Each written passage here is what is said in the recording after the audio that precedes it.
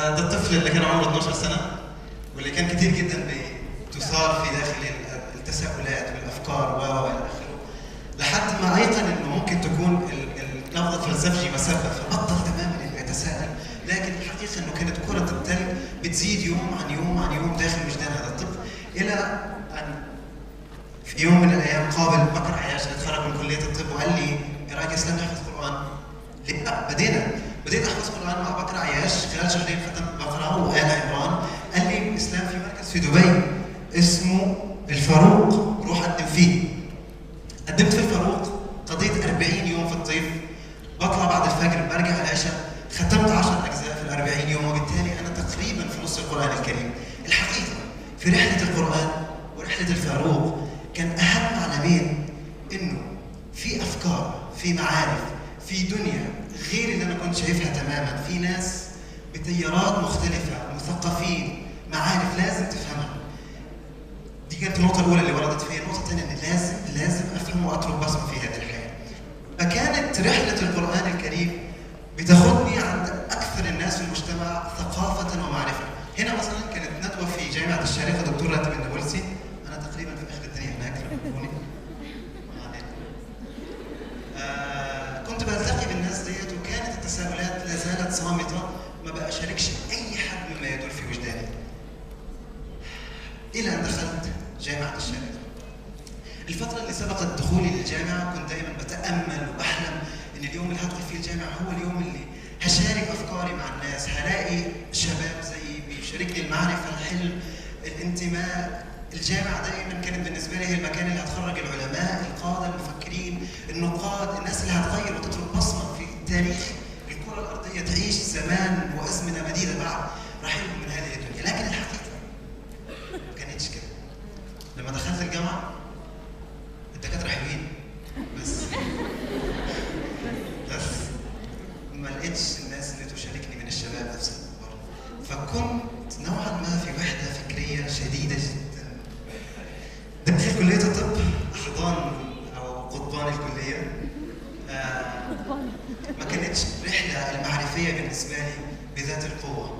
فنشأت عندي عادة غريبة في الفاونديشن يير في السنة التمهيدية. كنت في الويك اند في نهاية الأسبوع بروح على الكورنيش، بفضل من الساعة 11 لحد الساعة 2 تقريبا بتأمل. مش بحب خالص، لكن كنت بتأمل في مشهد ملايين أو آلاف الناس في المباني ليلا، أفكار، أحلام، آمال، تجارب، تجارب نجاح، قصص فشل. كان المشهد بيأسرني واستمر معايا سنتين، إلى إنه في يوم كنت بقرأ كتاب لجان جاك روسو اسمه دين الفطرة. ده الكتاب بتاعي، النوتس والملخصات بتاعتي. مع الصفحة الرابعة للكتاب أيقنت إن اللي بيحصل معايا هي طريقة مشابهة تماماً لنمط الفلاسفة في استشراقهم الحياة، في معرفتهم للدنيا. خليني أشارككم قبل ما أتحول من معلش الميكروفون مش عارف، مش الأبعاد مش مظبوطة معايا. قبل أن أنتقل للفلسفة كعلم، خلينا نتكلم عن جان جاك روسو. المقولات اللي أثرتني في الصفحة الرابعة، كان بيقول: رحت أتأمل وضع بني آدم البئيس يسبحون في بحر هائل من الآراء، لا دليل لهم ولا مشير. كان بيقول جان جاك روسو: قدرة الإنسان دائما بواسطة، وقدرة الرب دائما مباشرة. كان بيقول: كثيرا ما يخدعنا العقل فوجب الاحتراز منه، أما الضمير فلا يخدع أبدا. أيقنت تماما إنه دوت المكان اللي أنا بفكر زيه، ده الإنسان اللي أنا التقيته، وإن كان من 200 سنة فاتت، لكن في حد في الدنيا ممكن يشاركني نفس طريقة التفكير. فمباشرة تحركت إنه أتعلم أكثر عن الفلسفة. فيلوسوفي ده العلم، الفلسفة فيلوسوفي باللاتينية، فيلو هي الحب، صوفي هي الحكمة. الفيلسوف هو محب الحكمة أو مؤثر الحكمة كما ترجمها فيثاغورس، لن نختلف، هو مؤثر أو محب للحكمة. أينشتاين يروى عنه أنه في بداية حياته يقول: توجهت لدراسة الفلسفة فوجدتها أصعب مما ينبغي، فتوجهت لدراسة الاقتصاد فوجدت أسهل مما ينبغي، فاخترت وسطا بينهما فكانت الفيزياء. الحقيقة بعد ساعتين من وفاة أينشتاين، كما يعني مصادر تشير إلى هذه الصورة، مكتب أينشتاين ممكن نشوف جليا أحد المصادر عن الفلسفة. لم يستطع أينشتاين الحقيقة التخلي عن الفلسفة، لأن الفلسفة هي عصب أساسي في حياة كل إنسان. الفلسفة معناها تفكر، معناها تعقل، معناها معناها تمنطق، معناها انك تاخذ قرارات ببساطه. وهنثبت ان شاء الله كل حد في هذه القاعه هو فيلسوف.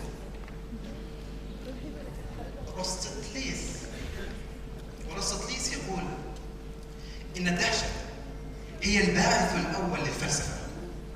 ينقل بعد ذلك المؤرخ اليوناني هيرودوت نقلا عن كريسس أنه قال لسيرون: لقد رأيتك جبت كثيرا من البلدان متفلسفا.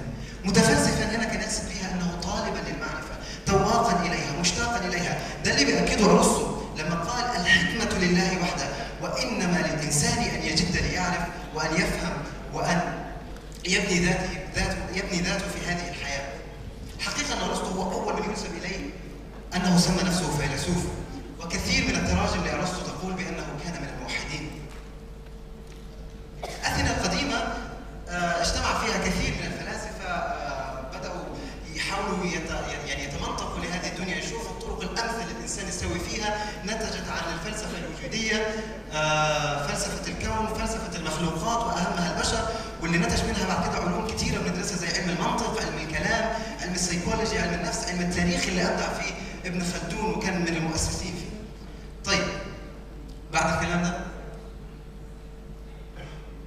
كنت بتساءل: ليه أنا الوحيد اللي ممكن بشوف الرؤية ديت؟ ليه ما فيش حد من أصدقائي ممكن يشاركني فيها؟ الحقيقة لسببين. السبب الأول إنه كتير مننا فيما يعرف بالكومفورت زون، منطقة الراحة، مش عايز يتغير لأنه كده مستريح. لكن الحقيقة إنه حتى لو مستريح الآن، بعد مدة زمنية ممكن تحصل الكارثة.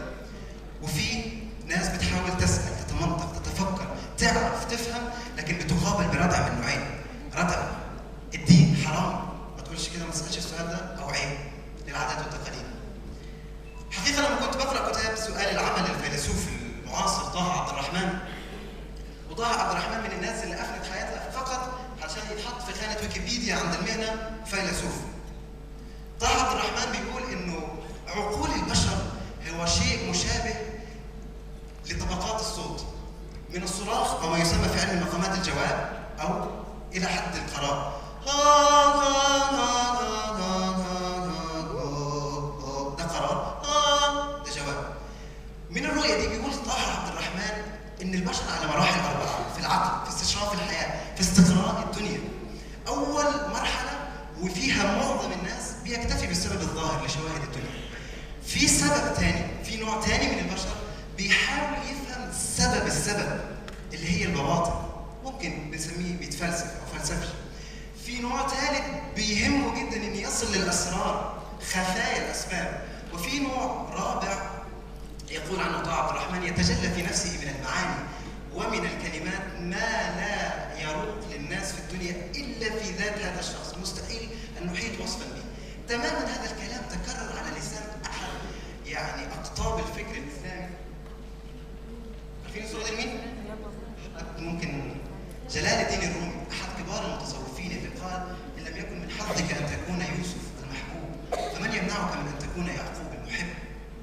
جلال الدين الرومي قال قبل 500 سنة من طه عبد الرحمن: والناس في قراءة القرآن على 4 مراحل. المرحلة الأولى يكتفون بظاهر النص، المرحلة الثانية يتدبرون بواطن النصوص، وده مستحيل يأتي إلا إنسان بيقرأ بفهم. المرحلة الثالثة إنسان يقر في قلبه باطن الباطن، وده غالبا بيقرأ بيفهم وبيعمل.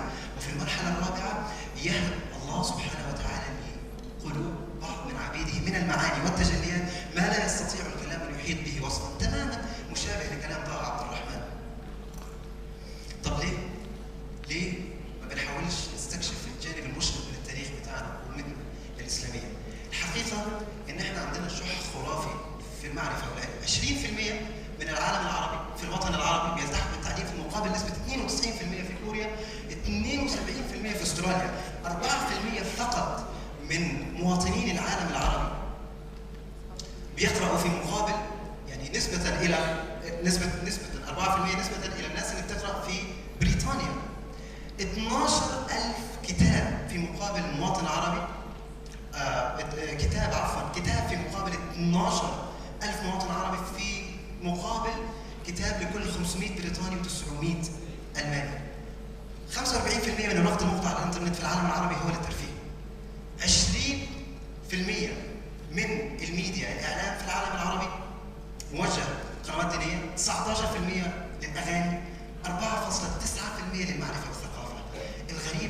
المفروض يتبادل الى اذهانكم، هل في فصل حقيقي بين العلم وبين الدين؟ معرفه والثقافه والدين؟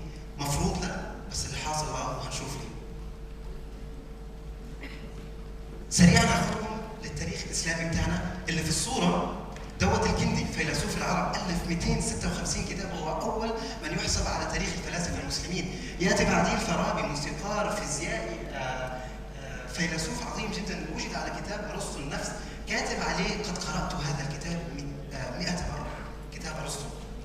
ياتي بعد الفارابي على طول اخوان الصفا اللي كانوا بيجتمعوا سرا في العراق في البصره، خوفا انه عامه الناس ومشايخ الدين كانوا بيلقوا من يحاول التفكر والتمنطق بتهمه الزندقه الى اخره، فكانوا بيجتمعوا سرا. لم تخرج الرسائل بتاعتهم الا بعد وفاتهم.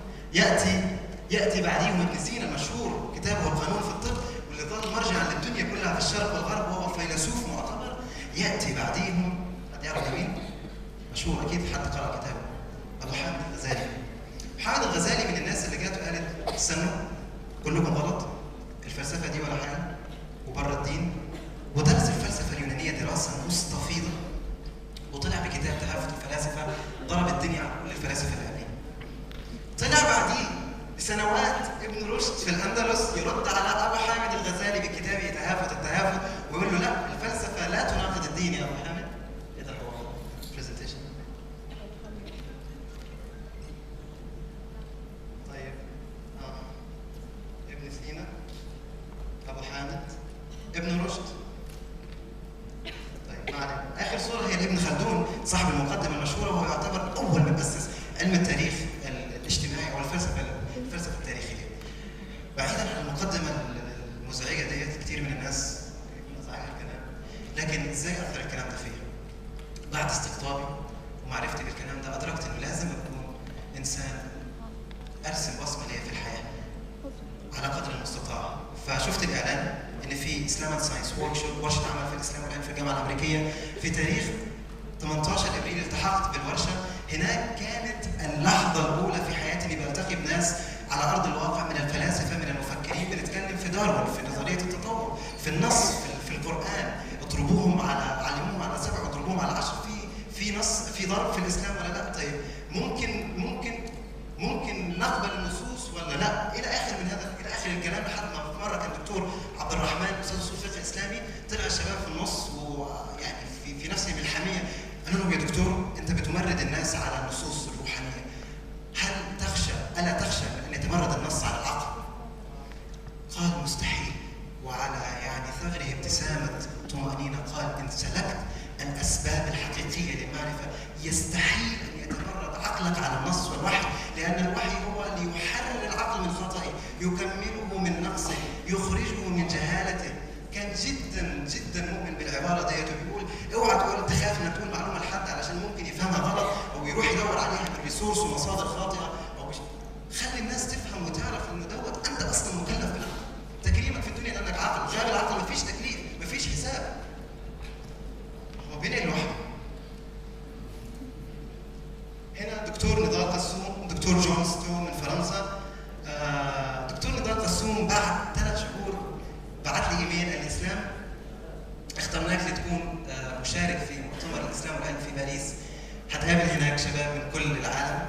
ودوت بعد ما شفنا البروجكت، المشروع اللي انت عامله، صفحه اسلام اند ساينس كانت على الفيسبوك، في حوالي 1700 مشارك، جمعت فيها اهم المصادر من كتب، من مقالات، من فيديو، من ويب سايتس بتتكلم على موضوع العلم والتفكر والاديان عامه وعلاقتها بالعلوم. دكتور نضال قسوم لمن لا يعرفه هو نائب رئيس المشروع الاسلامي راس الأهلة، كان شغال في وكاله ناسا الامريكيه، نائب رئيس اتحاد علماء الفلك العربي، وعضو اللجنه التنفيذيه لرابطه علماء الاديان والعلوم في العالم.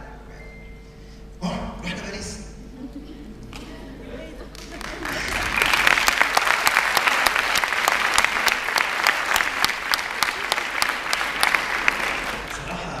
تهت ساعتين في باريس، وبعد ما تهت لقيت نفسي في الشانزليزيه، فعرفته على طول يعني.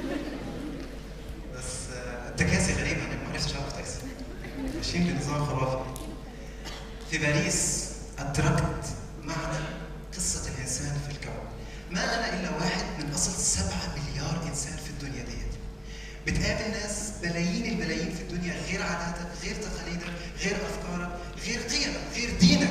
الاهم انه غير دينك. الحقيقه المرة انه في الدنيا واسبابها هو ناجح وبيؤدي شيء وبيسيب بصمه. فكانت رحله من الافكار بالشكل الخرافي، كان شيء بينتقد يعني ركام الاسئله اللي كان مدفون داخل هذا الطفل الان بدا يتفجر. ولان كان في كثير من الفلاسفه في المؤتمر اللي انا رحته والعلماء، دكتور عياده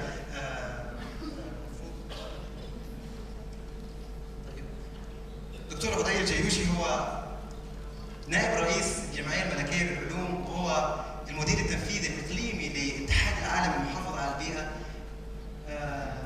التقيت بفيليب لايتون، احد فلاسفه امريكا، عنده 12 كتاب مؤلف في موضوع الفلسفه والاديان، ومن اهم الكتب هو كتاب Religion and Science، واحده من اهم الكتب اللي كان الفها فيليب لايتون. الناس دي هقول لكم علموني ايه الحقيقه. دكتور اسامه حسن، وهو كيميائي عنده شهاده دكتوراه في الكيمياء وانسان دكتور في العلم الشرعي، قال لي اسلام انا لما تكلمت عن نظريه التطور في مسجد كنت اقوم فيه لمده 20 سنه في بريطانيا تم طردي من المسجد. وده يقول لنا قد ايه نحن بنخاف نواجه العقل ومفيش خوف، لان الدين في كل الابواب. التقيت بحد للاسف الصوره مش موجوده، لكن ميموني ده انسان علمني قمه التواضع، انك كلما ازددت علما بجهلك. انسان عنده شهادتين بكالوريوس، 3 دكتوراه و2 ماسترز في الفيزيكس وفي الكيمياء، بيشتغل لوكاله الطاقه الفرنسيه، وكاله الطاقه النوويه الفرنسيه، وكاله ناسا فرنسا، وكاله الاقتصاد الجويه الفرنسيه، عمره 28 سنه وبيتعامل في قمه التواضع.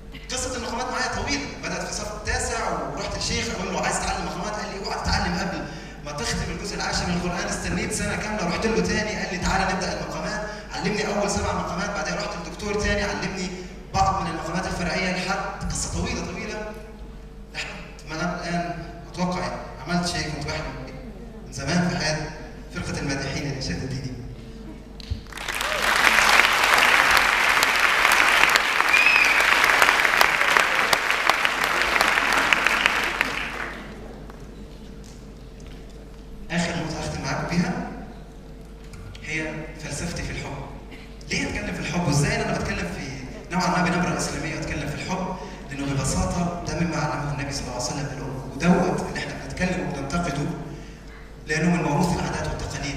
هو اللي كان عنده السيدة زينب واستنت ابن الربيع بنت الرسول، استنت ابن الربيع 6 سنوات في المدينة. هو اللي علمنا قصة مغيث وبريرة، هو اللي كان بيتباهى بحبه للسيدة خديجة. فدوت من موروثنا ومن تعليمنا الإسلامي، لكن العادات والتقاليد غيرت فينا كثيرا. الحب الحقيقة إنه هو على 4 مراحل. في حاجة اسمها الإعجاب، التعلق، الحب، العشق. كل مرحلة اللي تنتقل منها إلى مرحلة أخرى عايزة أسباب، لكن المهم في الموضوع إن الولد غير البنت. الولد غالباً مغفل فيه.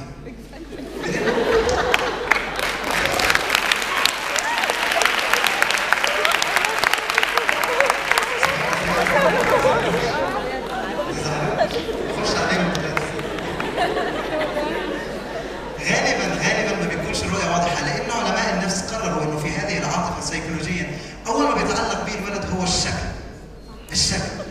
بعد ما بينتقل داخل المراحل بيكتشف الفاجعة.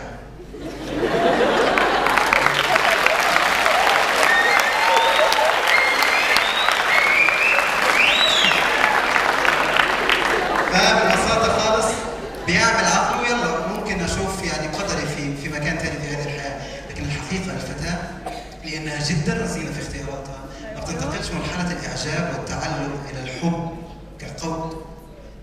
فصلوا الميكروفون. إلى قولة حب إلا إذا كانت متيقنة 100%. ليه؟ لأنه أول ما تبحث عنه الفتاة في مرحلة الإعجاب هو الكاريزما، العقل، الشكل. أتى عند علماء النفس في الرتبة الثالثة، رقم 3 عند الفتاة.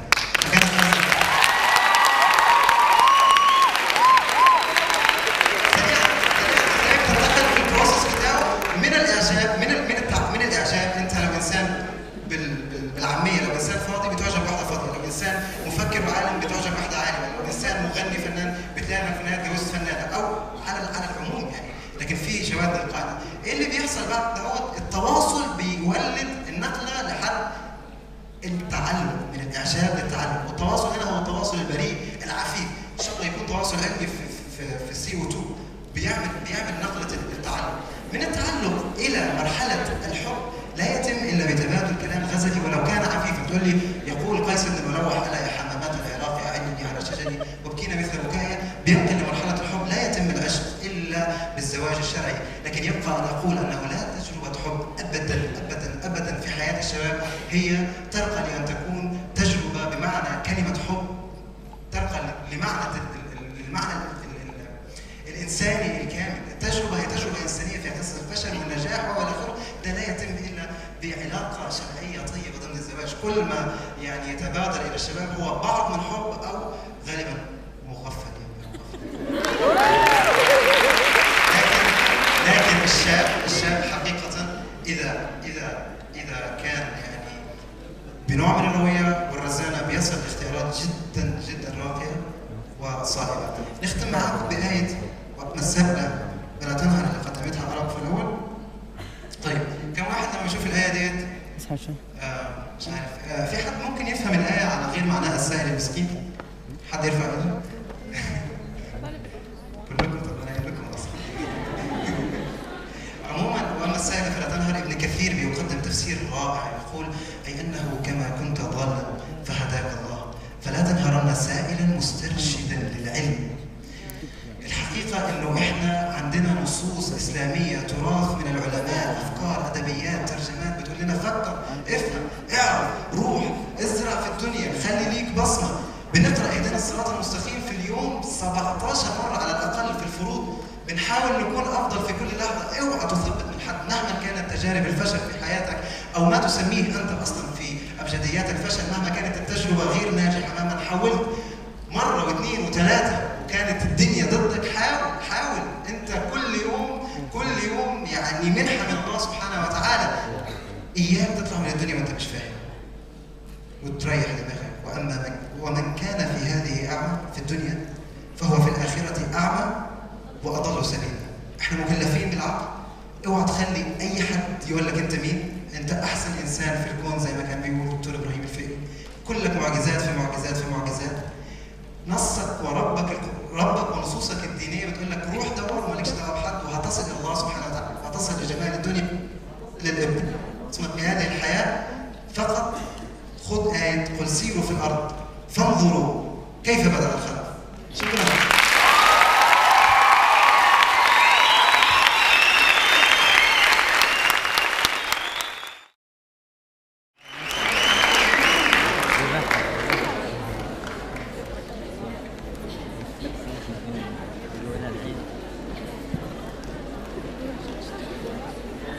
When I was 12 years old, there was this man in my neighborhood, blind man.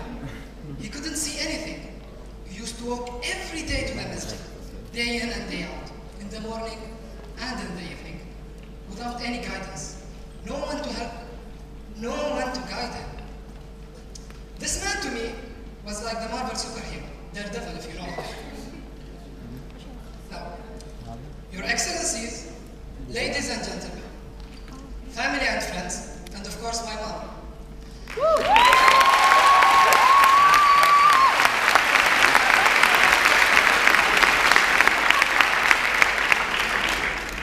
I would like to tell you the story that changed my life. A story that changed it from good to being better, or so I hope. I went to that old blind man and I told him, excuse me sir, excuse me sir. Can I walk with you to the street? I'm really afraid. I cannot cross the street on my own. He smiled to me. He was like, sure child, come along, let's go. And I walked him day in and day out for one full entire year. Through that time, I started admiring this guy, and my admiration increased day by day. Till the day that I reached, and we were at the masjid, and he told me, child, can you give me my shoe, please? I was like, sure. What color is your shoe? He was like, it's a pink. I was like, seriously, man? Are you for real? A pink shoe? You're a 60-year-old man. You're a doctor. How come you're going to wear a pink shoe? Shame on you. I wouldn't believe it. No, seriously, what is the color of your shoe? He told me, child, remember, I can't see. And I was like, ooh, sorry. So, that day I went back home. I was very sad. My mom called me. She told me, what's wrong with you? I told her, well, so and so happened today. She told me, no, it's okay. It's an honest mistake. Don't be worried about it. And by the way, I see something in you, but I don't know what it is. I was like, is it on my forehead? She's like, no, I see something in you. I was like, Mom, my hair looks really good. Please, leave my hair alone. She's like, no, seriously, I see something in you, but I don't know what it is. So, in the upcoming weeks, I went to the old man and I gathered all my courage. And I saw him and I was like, excuse me, sir, I want to ask you one simple question. How is it like to be blind? Do you see dreams? Do you know what is green? What is black? Do you know what is the sky? Do you know how the birds fly? I was like, you want me to tell you the answer? Ladies and gentlemen, do you want me to tell you the answer? Yeah. Okay. Please, all of you, close your eyes. Seriously, no peeking. Your Highness, close your eyes. The guy told me something really funny. Told me, imagine that you're going to the kitchen on a Friday morning with the smell of a freshly baked cookies that your mom did to you. You're running to her. Is it for me? Is it for me? And she smiles and tells you, yes, it is for you, child. I bake it only for you. You want to see the smile on her face, but you can't. How does it feel? Bad. So sad.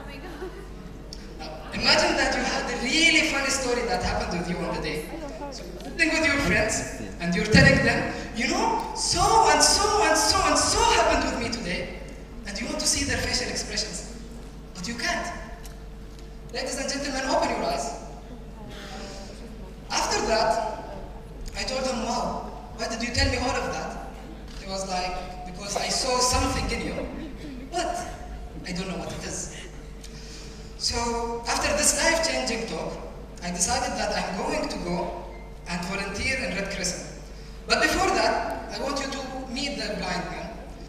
The blind man was in actuality Dr. Abdul Wahab Nugud Abdul Wahab, or as I call him,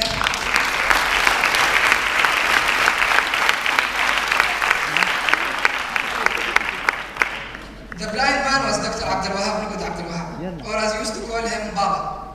He passed away 9 years ago, and on that day when he saw something in me, though he couldn't see me in person, it changed my life.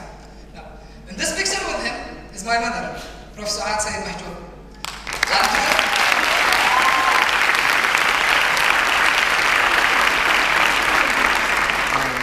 And to her, I would like to say something very, very special. Happy Mother's Day, Mom.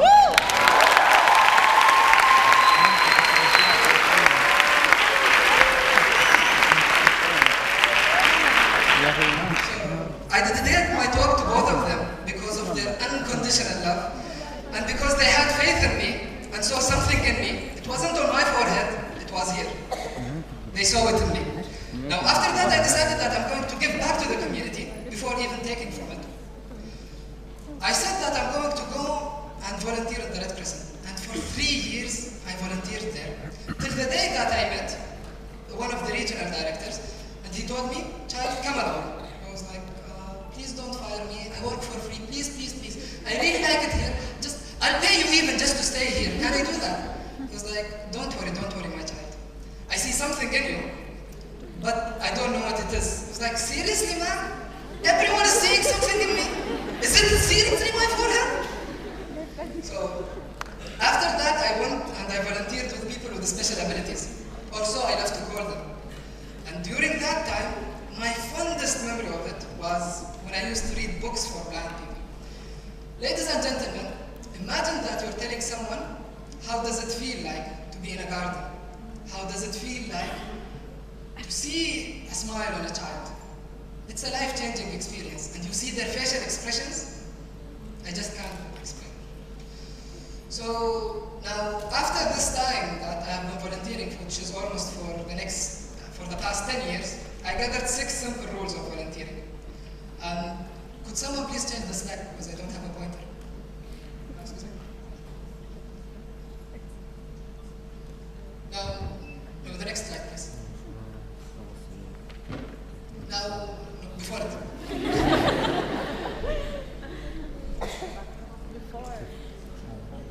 Go back, Clement. Yeah. So now,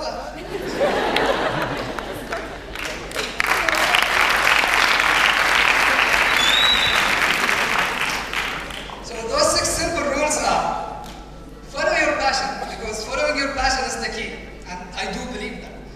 Don't be reluctant to make change, because as Gandhi said, change is the only thing constant in life. Now, don't do too much too fast, or you'll burn out and stay at home at the weekend, just binge watching and binge eating, both at the same time. Make a commitment, because when you make a commitment, you feel related to this topic. Forget personal space. And while I was rehearsing for this, ladies and gentlemen, one of my friends told me it's called personal boundaries, not personal space. I was like, you should go to the elderly home and see what the personal space means. Because when they come at me like, you can't believe it. There's no personal space in that moment. Language barriers exist only in mind, because there is a universal speech between all ethnicities. And it is when you speak from here, and it reaches your heart. Now, can we go to the next slide? Now, jump in with a just do it attitude. The upper picture is an actuality of me painting on a wall. Okay. We were going to do a charity, and the lower bit, raising awareness about mental illness. The 2 pictures happened on the same days, with 2 hours different only. So, jump in with a just do it attitude. Simpler is always better. Keep an open mind, and you're a role model. And I hope that one day someone will look at me and will be like, oh my God, you were a role model today. I hope so, please. Now, find your calling, because when you find your calling, you'll be jumping literally as Abdullah Abu Hawila. Can you show the picture? Show the picture. Show the picture, yes. Go. You're going the opposite way.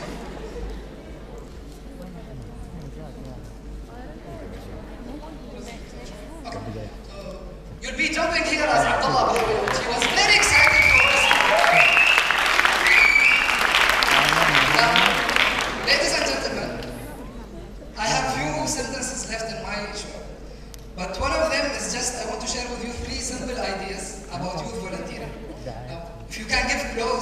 give money, give anything that you don't need to people in need. This is volunteering. If you can see a child and mentor them, and I don't know, for me it was physics, math, English, whatever subject, this is volunteering.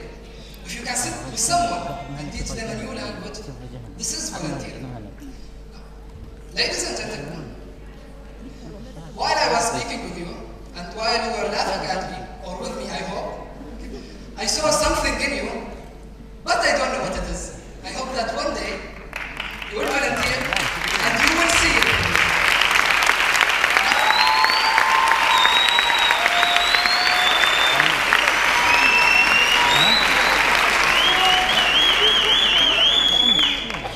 Now, my speech is finished, but before I go, I want to show you two, I would call very embarrassing pictures from my childhood. Please don't take Snapchat of it or send it to anybody. Thank you very much, ladies and gentlemen.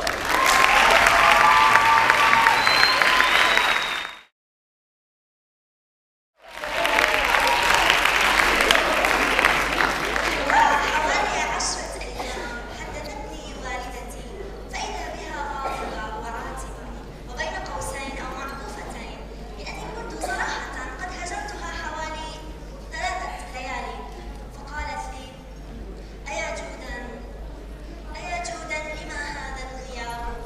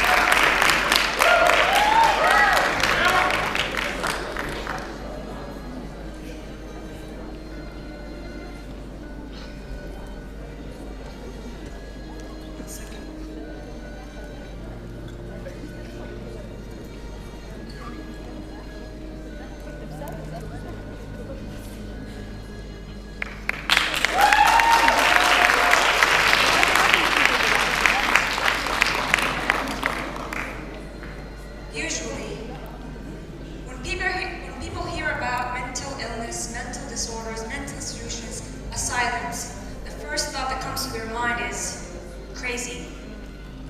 When a person's mind functions in a way that's just different than others, they categorize him or her as crazy. And that's what's going on in the world, unfortunately.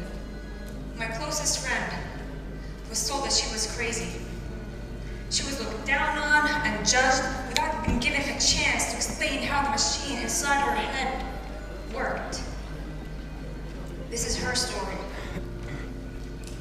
17 years old. That's when she noticed something is seriously wrong with her. She told me that she felt like she was dragged into a roller coaster. We all love roller coasters, don't we? Or at least most of us. They're fun with their twists and turns, loops and curves, but not this roller coaster. Once you put the seatbelts on, there's no way of removing it. When the roller coaster began to go up, higher and higher, she felt like she's on top of the world. She felt powerful, amazing. And then the roller coaster began to go down, and we all know it doesn't go down slowly but hastily. Her lungs collapsed. She felt vulnerable, terrified. Then it went up again, then down and up, twists and turns. She tried to cut the seatbelt, touch or rip it with her nails, but it wasn't just possible. Once you're dragged into the roller coaster, you have to go through it till the end. If you're still confused about what just happened, allow me to elaborate that the roller coaster was her mood swings. She would tell me that she felt like when she felt depression, her mind would like force these thoughts in her head that she couldn't just stop them. She couldn't make them go away or just be happy. Happiness would knock on her door whenever it wanted to come, according to the machine inside her head. But between this happy, sad exchange, there was also anger and frustration. I remember when I used to tease her and she would yell at me. Then after a few days, she would apologize and tell me that she had no control over her behavior, over the machine in her head. She tried to tell her parents that something seriously wrong with her. But they thought she was just looking for attention, or she's just going through a phase. So she decided to fight whatever was going on with her.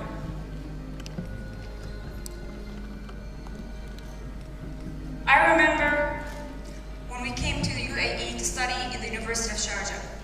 She was 19 at the time. She would fill her walls with sticky notes full of information about all the courses she's taking.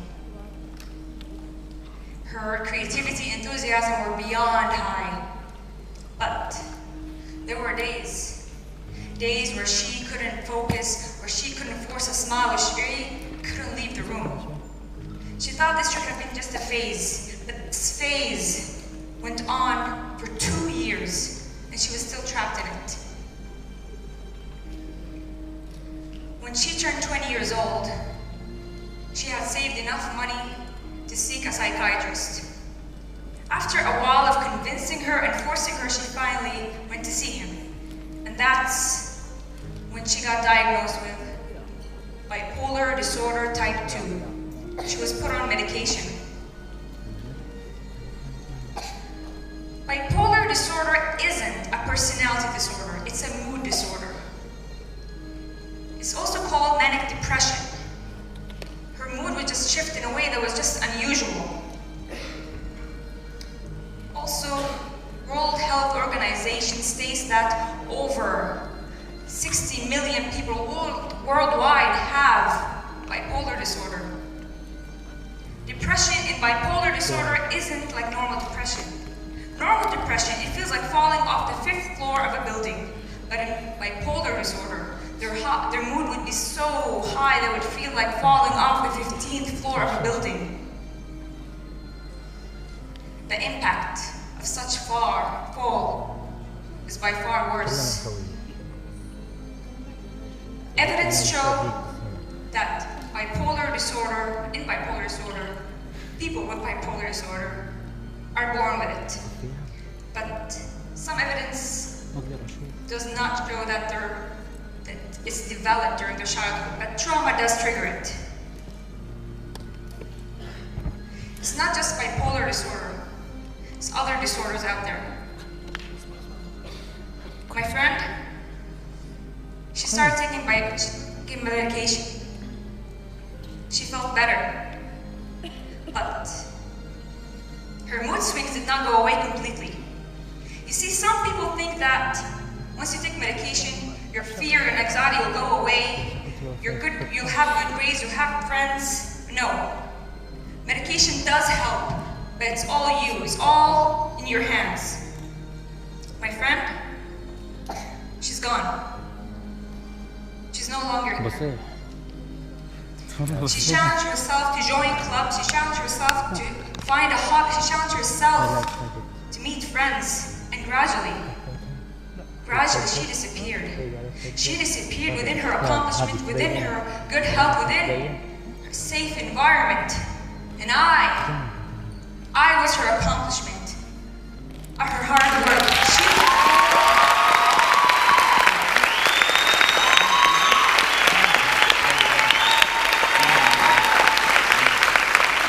She was me, a part of me that didn't know how it's like to control your own mind, to trust it. People have no idea how blessed they are to have control over the roller coaster. When I was 17, those seatbelts were the bars that held me in a cage. Because of that friend that fought through, that created this me, this 22-year-old me that can finally control my thoughts, my behavior, my mind that is finally normal. I am blessed today. I am blessed today to be surrounded by friends and family that have supported me through everything. I am grateful for all their efforts and patience. But I did encounter people that try to hurt me, try to use my illness against me. But you see, once you accept yourself, all of yourself, no one can use that to hurt you. I am not bipolar. I have bipolar disorder. It's not me.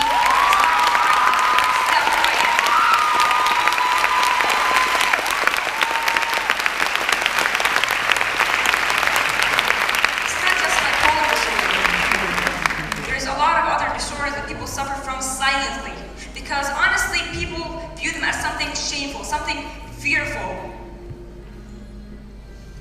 when they're not, because people don't understand them.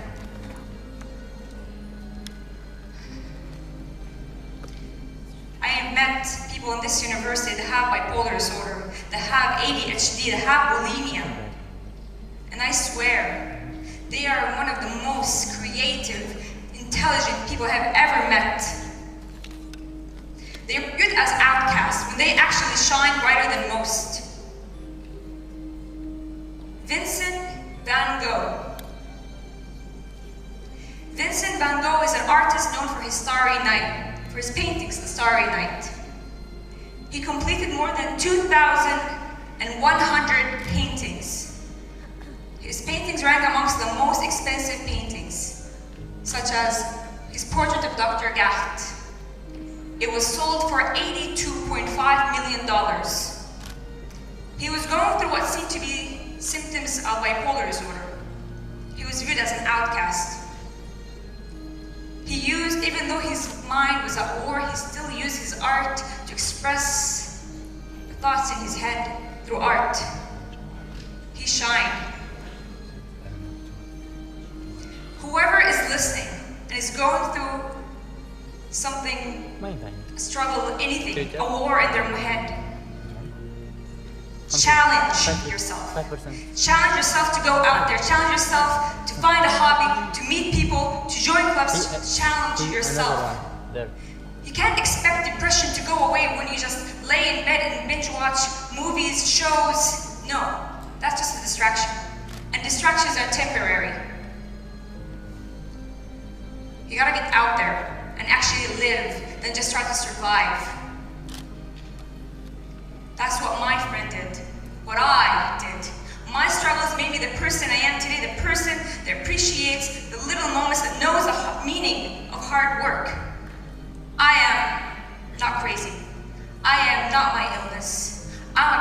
any person out there. My name is Rihami Ashar. I'm a 4th year pharmacy student. I'm a person, like all of you.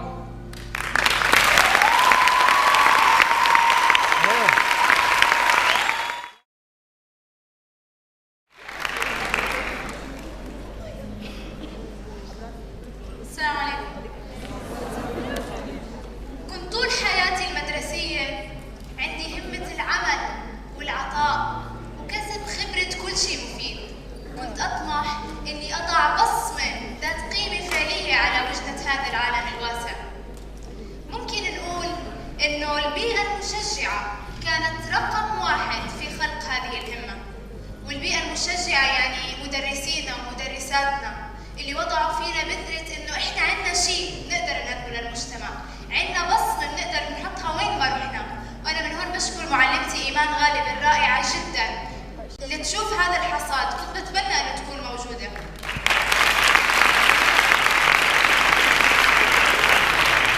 وربما فسيولوجية هذه الروح اللي شحنت الهمة، لكن كل ما أذكره إنه أنا لولا ما كنت عليه لما كنت أنا إسراء اللي دائما أطمح إلها. كنت مؤمنة ومتيقنة إنه مرحلة البناء تكون خلال فترة الدراسة، لأنه بتعطيك فرص لتجرب كل شيء، لتحاكي شخصيتك ونفسك وتوصل لمرحلة الإدراك، إنه تدرك الودائع اللي الله حطها فيك أنت بالذات. الله يمكن ميزك بموهبة الكتابة، ويمكن ميز غيرك بموهبة الصوت العذب، ويمكن ميز غيرك بموهبة الرسم. فلا تنظر لنفسك إنه أنت مادة خام على هذه الأرض، لأنه أنت فعلياً لم تبحث في مكنونات نفسك شو عندك وشو ما عندك. فعلياً لم تبحث. طب كيف إحنا بدنا نكتشف حالنا ونعرف مين إحنا وشو بدنا؟ الأنشطة. حختص بالذكر بالأنشطة اللا صفية، بعيداً عن الA والB، بعيداً عن شو عم ناخذ بالكلاسات، بعيداً عن السلايدات والكتب، بعيداً عن هاي الأمور كلها، لأنه هذا الشيء أبداً غير كافي إنه يصقل مواهبنا وشخصياتنا. قبل 3 سنوات يعني بداية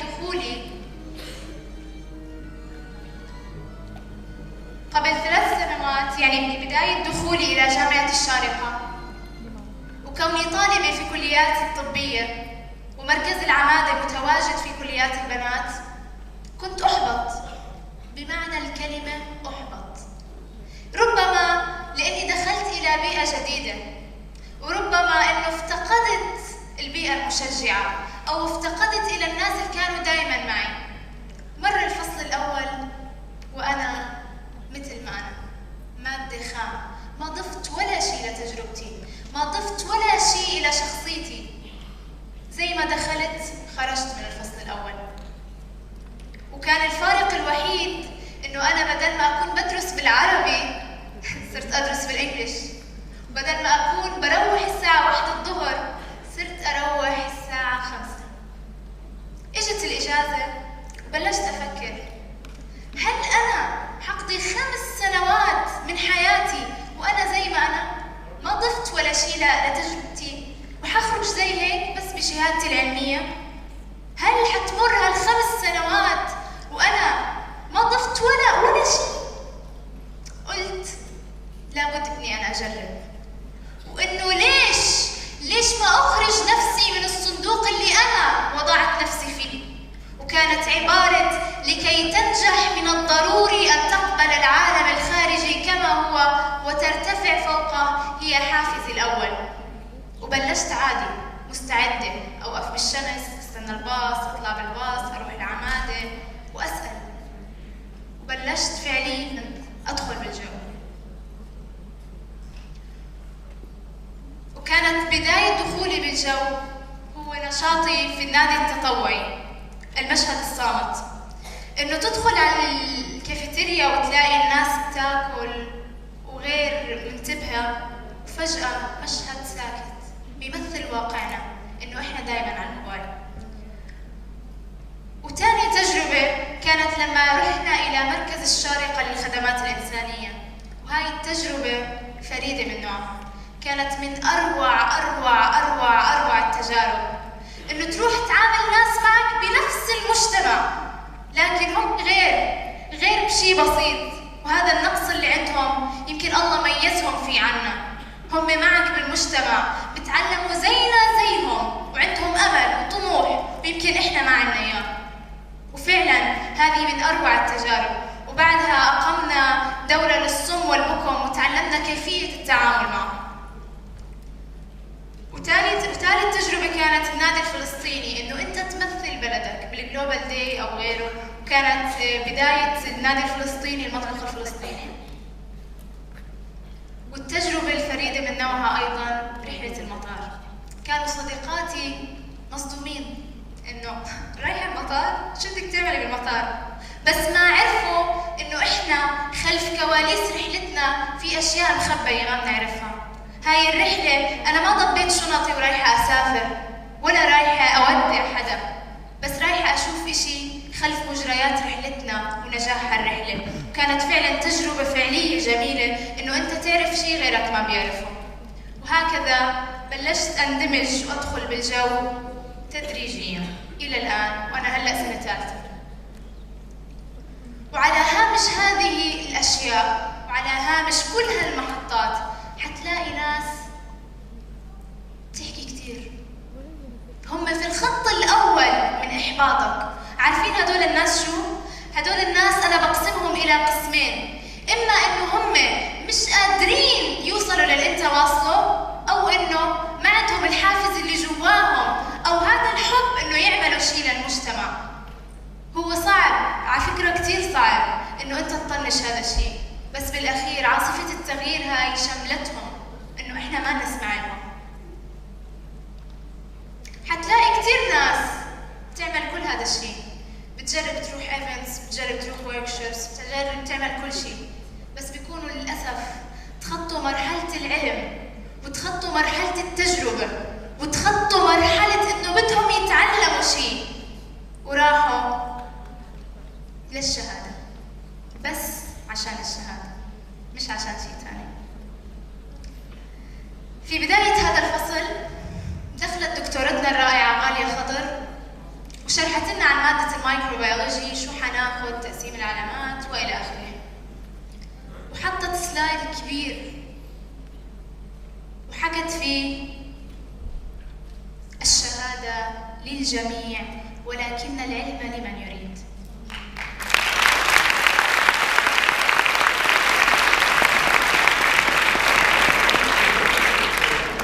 ما بتتخيلوا قديش هاي العبارة هزتني. ضليتني يوم كامل بفكر شو كان قصدها الدكتورة، وهي أول مرة دكتور يدخل ما يحكي لنا شيء برا المادة. أول مرة دكتورة تدخل تحط هاي العبارة وتطلع هيك بدون ما تناقشنا. ضليتني أفكر كثير شو كان قصدها بهاي العبارة، الشهادة للجميع ولكن العلم لمن يريد. فتحت السناب شات لقيت البنات مصورينها، فتحت الفيسبوك كمان لقيت البنات مصورينها. فعرفت إنه هاي العبارة ما هزتني أنا بس، هزت كثير ناس. بس هل فعلياً إحنا وصلنا للمعنى المطلوب؟ إنه إحنا بدنا علم ومش بس شهادة؟ رح تلاقي ناس بتيجي تسألك في شهادة على هذا الإيفنت، وبنسوا يسألوك أنا شو حستفيد أو شو حاخد. وبعد فترة من هاي القصة كانت كلية الطب منظمة لايف كوتشنج دورة، ودخل المحاضر كالمعتاد وسأل انتوا ليش متواجدين هون اليوم؟ في بنت رفعت ايدها وحكت تايم مانجمنت، وبنت رفعت ايدها وحكت بدي اعرف نقاط ضعفي، واجا صوت من بعيد وقال عشان الشهادة. قديش هي صدمة لما تلاقي الطالب منا بيضيع وقته وجهده ويمكن ماله كمان بس عشان الشهادة، يضيف هاي الورقة لملفه فقط مش لخبرته، ويضيف هاي الورقة بس مو لتجربته بس زيادة عدد ورق، بدون ما يعرف هو شو حيستفيد وشو زاد لخبرته، وهل العلم اللي معه قادر يعمر فيه وين ما راح، هل العلم اللي معه قادر يعطيه وين ما راح. فهذه الشهادة حتلاقي كتير ناس من هذا النوع. لو كنت أنت عندك هاي الشهادة ولا تعلم أنت من وين جبتها وهل علمها معك أو مش معك، فأنت أمام نفسك وخبرتك وأمام هذا العالم هذه الشهادة لا تسوى أي شيء.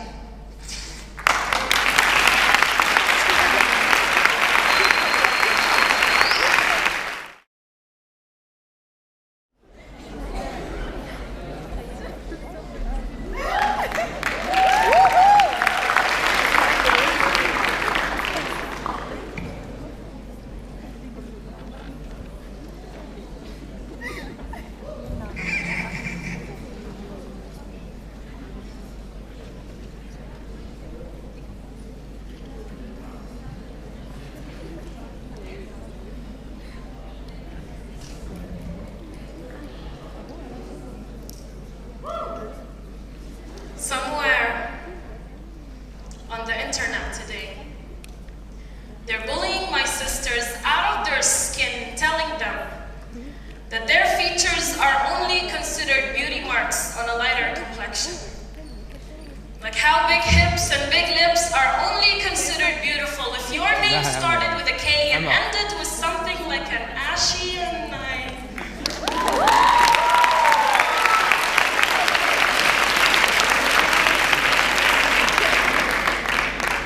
I cannot remember where it started, but it seems like all of a sudden these features are now trends worth going under the knife for.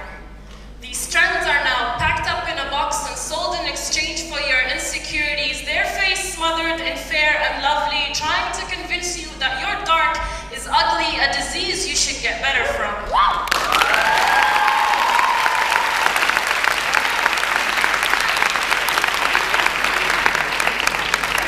All they wanted to see is a blank canvas. A carbon copy of the next chick. Don't dare and pick up your brush, but if you really had to, then they'll show you who you can and who you cannot be. Until you become that woman who spends hours in front of the mirror trying to perfect a woman society deems acceptable. Trapped between eyeliner and blush is the woman she's running away from. The woman whose insecurities ate away at her body like a gangrene. The woman who hides emotional scars between layers of foundation that is far too light for her shade.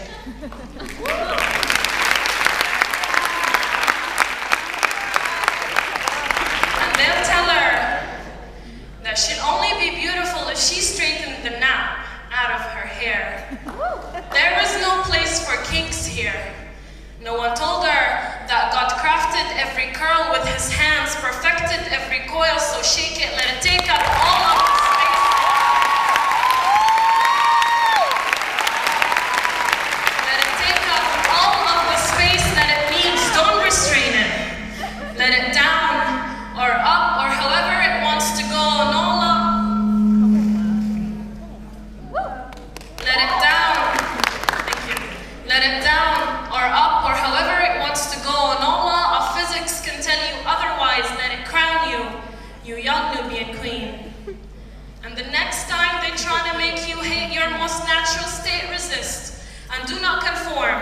And do not fill your body with poison. Remind them that the most delicate of flowers grow cracking the hardest of concretes. Remind them that this body is holy like post prayed in Maghrib, like church bells. Your sacred place, your sanctuary. Remind them. You're celestial. You're empress. Like the pyramids of Giza are anchored between your hips. You're beautiful. You're magic. Repeat it over and over. Let it be your anthem. Let the earth beneath you quiver. Let it silence the noise of those who make you doubt you. Remind them that you won't exchange your energy with anyone less than a king. Remind them that you won't settle for candle flames when you know you can set up fireworks. Remind them that you will shine bright in front of everyone that ever assimilated your color to dirt. Remind them that just because your skin masks bruises, it doesn't mean that blows don't hurt as much. Melanin doesn't dull you pain, only amplifies it. Remind them, you are Earth's eighth wonder. Raise your fist and show them how the Nile runs through your veins.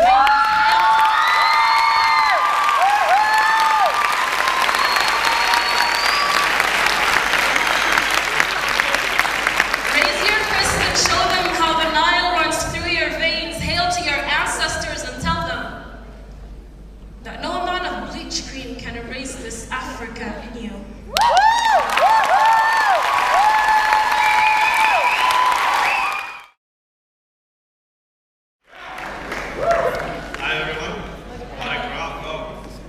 you to ask you a favor before I start. I need you to give the hugest and the loudest round of applause for all the organizers and the volunteers.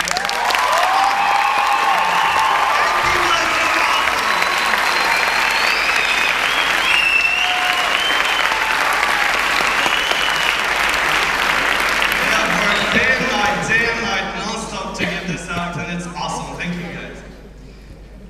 So, we hear a lot in the news about the United Nations, and we hear a lot about various NGOs like Médecins Sans Frontières, which is the Doctors Without Borders. We hear a lot about terms like development and sustainability. But do we actually know what those terms are? And do we actually know what the work of the United Nations is, or those NGOs is?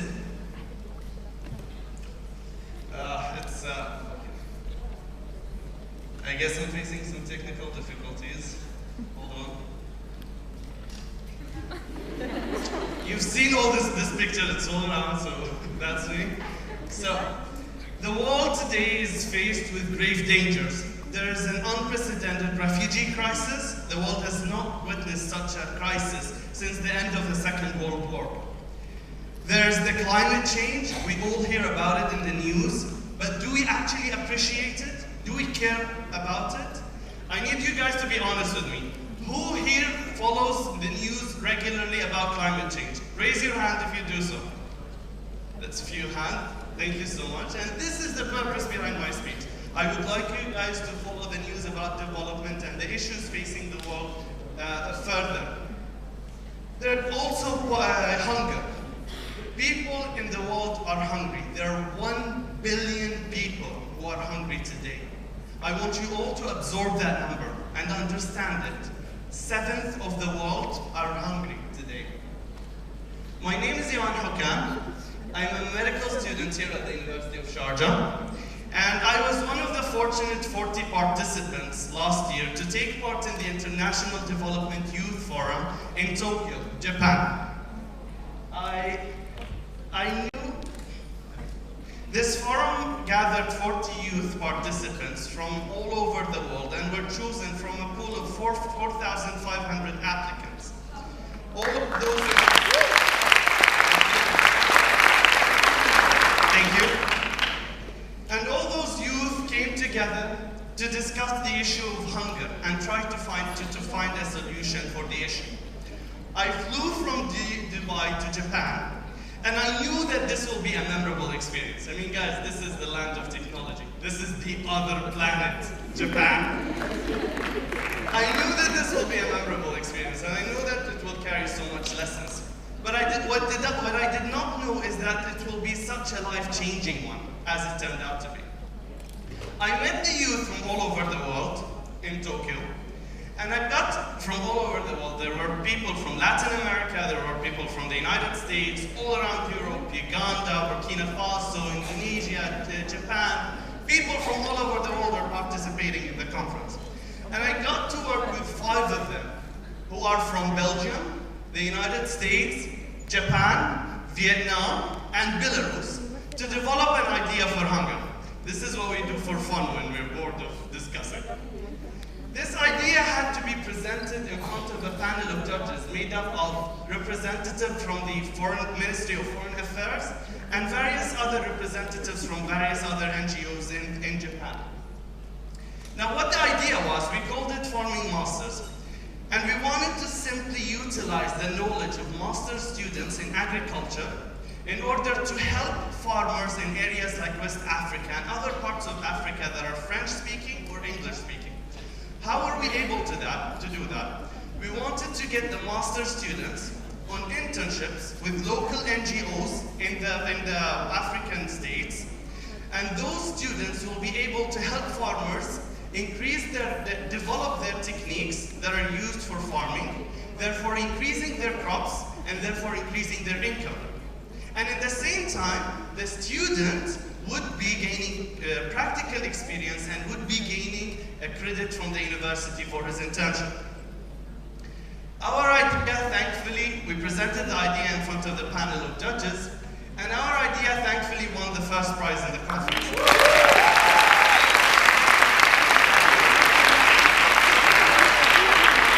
I've got to give credit to my colleagues,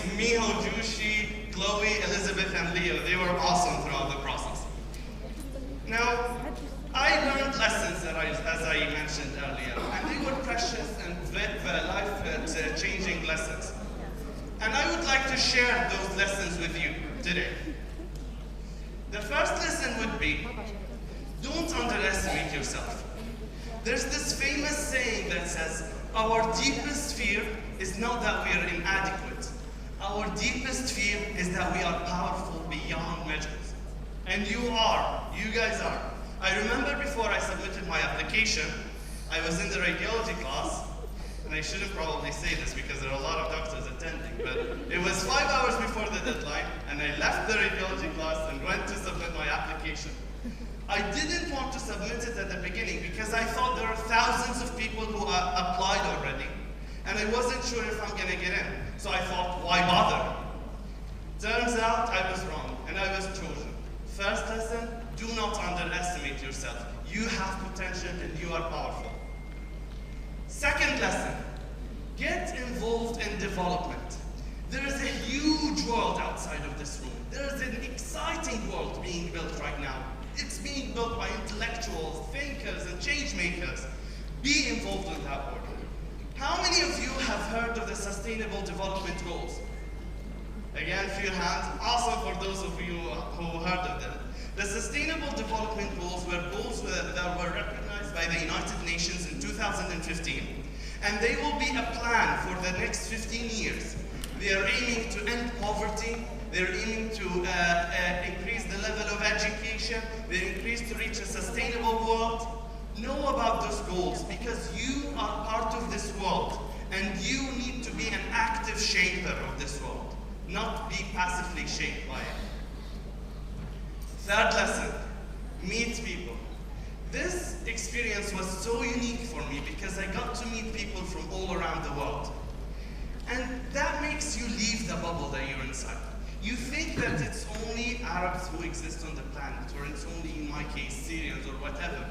But there is a whole world outside with so many people and so many cultures.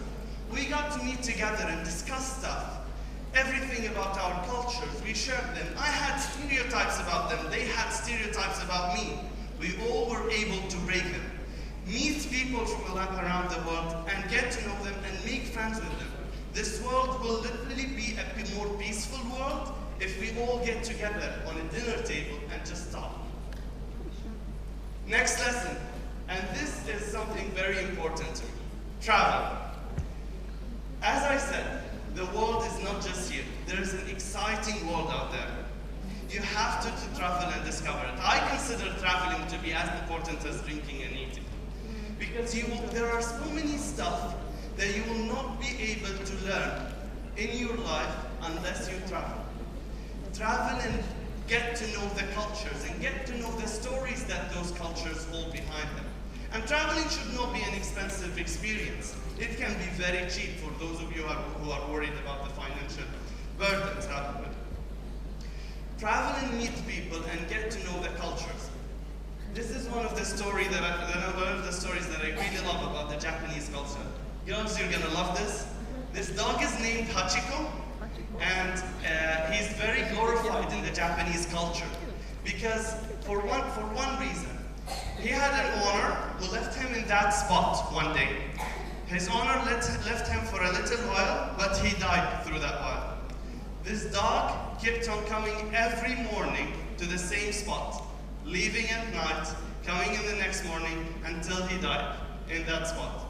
He's pretty glorified in the Japanese culture. You need to get to know the cultures and the stories that they hide behind them, like this amazing story from the Japanese.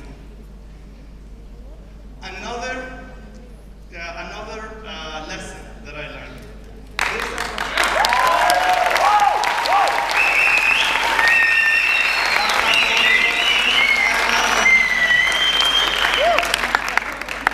Because I'm so passionate about international relations and development, my colleague Nada Mahmoud and I founded this club, UOS, the University of Sharjah Modern United Nations Club. Because we are so passionate about this, we did not wait for the opportunities to come to us. This opportunity did not come to me. I looked for it online. The internet is a huge ocean full of opportunities. Dig them up. There's a very interesting website that you all need to note down. It's opportunitydesk.org. It is full of opportunities for youth who are interested in development and interested in all sorts of stuff, in education and all sorts of stuff. And join our club. Do what you're passionate about. For 3 years in this university, I thought that I was lost. It is just that I was in the wrong place. I found my passion, international relations and development, and this is what I truly love. This is what I'm best at. Find your passion, because if you do, trust me, you never have to study for a day. You'll do it for fun. You'll never have to work for a day. You'll actually do it for fun and you will enjoy it. Find your passion. I found this experience reiterated my passion towards international relations, and I urge you all to discover yourself and be part of opportunities like this so that you discover your true passions.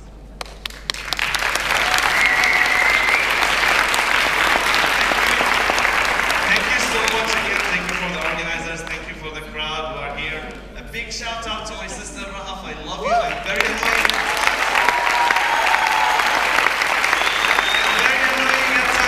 Most annoying brother ever, but thank you for attending.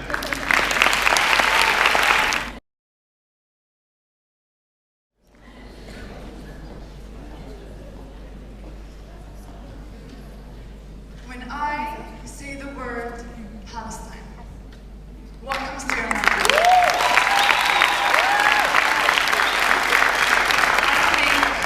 I think pain. I think suffering. I think injustice, sadness, but then I think love, sacrifice, courage, I think passion, I think hope.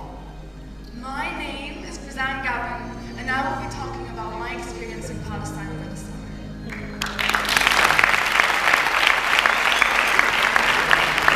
It all started one night when suddenly I woke up to the sound of gunshots in the middle of the air. I jump out of bed only for the scent of the tear gas to choke my throat. And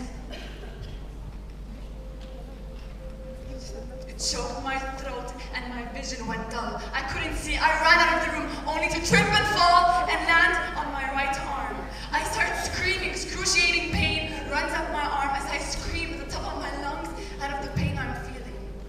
I have dislocated my arm. My grandfather runs into the room, sees me screaming, crying in anguish. He carries me to run outside, only to realize there are 2 tanks outside the house. And the entire area is under curfew.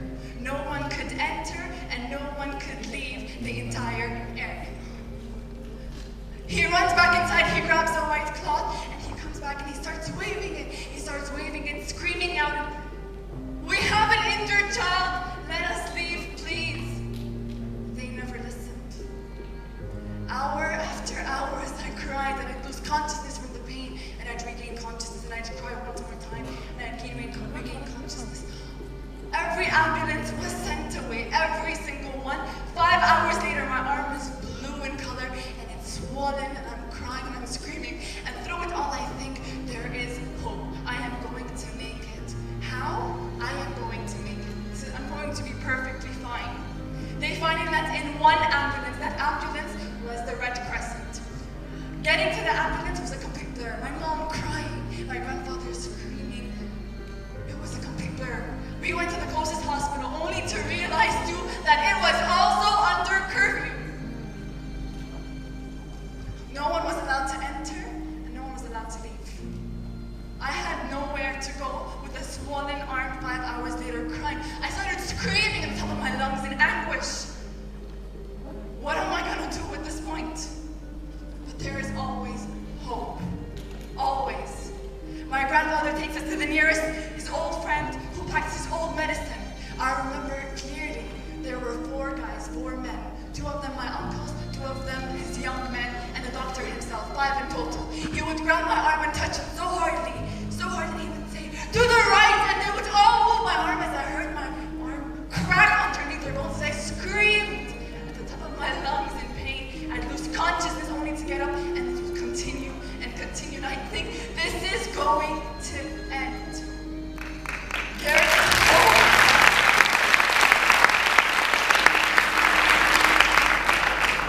Finally, after what seemed to be forever, it was one night. That night could have been my entire life. They finally finished. Instead of having a decent cast, he used tissue, flour, and water to make a temporary cast. Fast forward a few months. I'm traveling from Palestine, coming back to the United Arab Emirates. Most people, when they travel, they get on the plane, they meet their loved ones, and that's about it. It's a perfectly safe flight. You're not risking your life. You won't die. But that wasn't the case. Between Palestine and Jordan, there is 142 kilometers. And in those 142 kilometers, there are 3 checkpoints. Instead of taking 15 minutes to get to Palestine, it takes up to 16 hours. So we made our arrangements. We're ready to go. The van comes, it's 3 a.m. in the morning, we're in the van and we're moving. We were all asleep when it happened. Gunshots, one after the other, hitting the car. The glass shattered to the ground. The woman started screaming in anguish, screaming in pain. What is happening? The driver starts losing control of the van, and he suddenly stops on the side. My mom grabs me this instant. She grabs me, she puts me right in front of her, and she says the following: do not move, Razan. Stay right where you are. Don't get up. Whatever happens, stay down. A soldier comes by, he grabs the driver, he hits his head so hard into the van, his skull breaks open and he falls to the ground as he loses consciousness. The women start screaming, they're crying, they're wailing. What is going on? Complete chaos.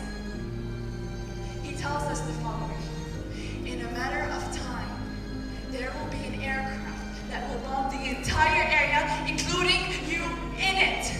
In other words, we are all going to die. It was over. The women started crying, they were praying. God, and we can hear the humming of the aircraft as they go closer. They're humming and it's coming. And we were there, we were all praying. My mom told me, Razan, pray, pray. Jahadi, Razan, this might be the end. Then he came back, he sees us all praying, the soldier sees us all praying, and he sees it, and you know what he tells us? You are not worthy of God listening. You're not worthy of these prayers. Don't pray, it's pointless. You're wasting your time. There will be no miracle. I had the strongest urge out of nowhere. I just had to get up. I had to get up. I jumped up only for my mom to scream my name, Razan! She screams my name. The soldier grabs the gun and points it right towards her head. And the sight of my mother with that gun on her head has scarred my memories in a way you can never imagine. I stood there, my mom, their eyes there looking at me like, please don't say anything. Don't say anything. I just stood there and I couldn't think of anything to say. And he stared at me, he stared into me, into my soul, and I said 4 words. I miss my father.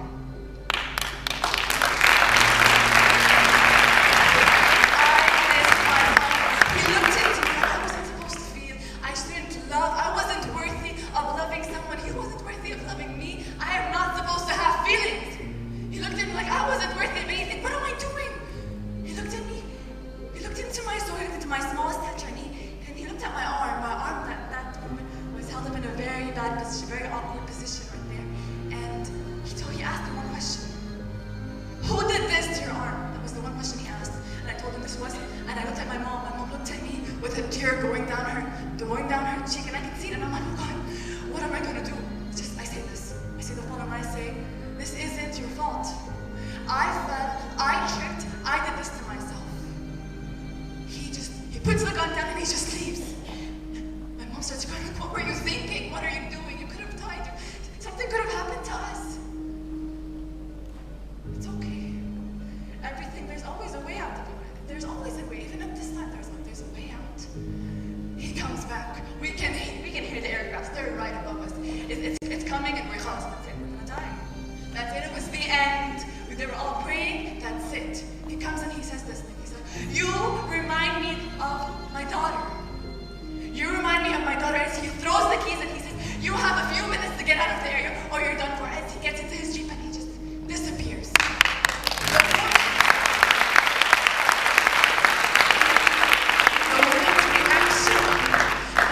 The driver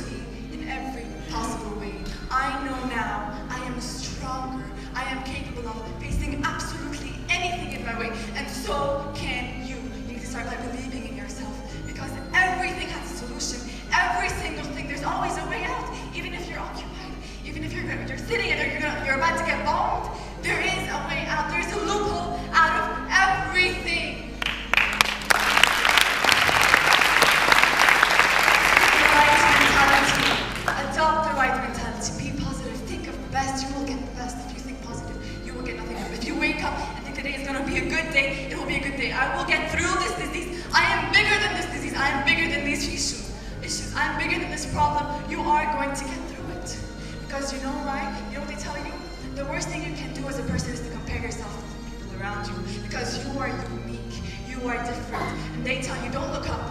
Because if you look up, you'll strain your neck and you'll fall down. And do you want to fall? No, we don't want to fall. They tell you, look down. Okay, I'll look down. You might miss something and you might trip. And do you want to trip and fall? No. They tell you, look right into the mirror. Look right into yourself and you think, what is the best me I can be? You look at it. How can I be the best me I can be? And that's where you start. That's how you become a successful person. You look right into yourself and you change what you see in you, regardless of people around you.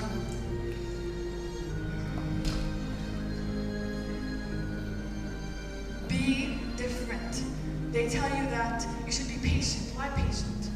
Everything is a matter of time. No matter how big that disease, no matter how big that problem is, it will end. Because it's only a matter of time. And time is at your fingertips. You just have to wait. Because the best comes to the ones who wait. Like our Prophet, peace be upon him, said, patience.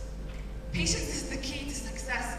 Be patient through everything in life. It's a test. You'll get through it. You'll make it out of it. Be patient. Take a risk. If it weren't for the fact I took the risk that day, I wouldn't be standing in front of you. Those 4 words, I miss my father. I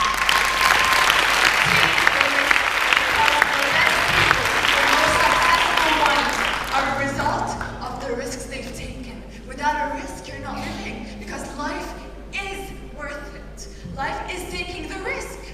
You don't take the risk, you're not living your life. Take that risk, do something new, get out there. You have no boundaries. You set those boundaries for yourself. You break them down, and you do everything you can.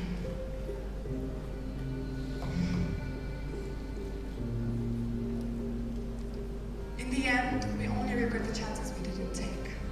One more thing I learned, that we are all blessed in ways you can't imagine. You know, in Palestine, if you turn on the light, someone might shoot it. You have water at your fingertips. You have your parents around you, your family. Your mother alone is someone you need to cherish, because they're angels in disguise. Today's Mother's Day. Today's Mother's Day, and here you are in front of me. You define your happiness with my success.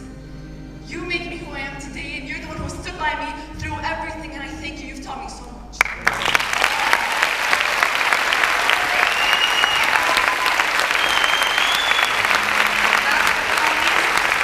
You know what they say?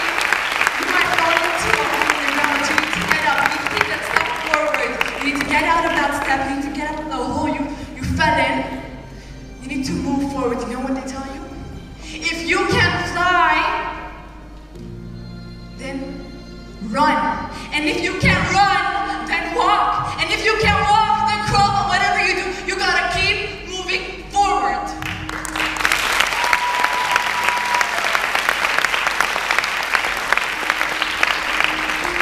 The final thing I think you should all look into, I believe that there is good in bad. There is always good in bad, no matter who the person is. It was a soldier who was sent to kill us. Yet, he didn't. There is good. For the devil was once an angel. The devil was once an angel. Expect the good out of people. You expect the good, they'll expect the good out of you. Give back to the community. You will get nothing but the best. You are stronger than anything. You need to keep moving forward like Martin Luther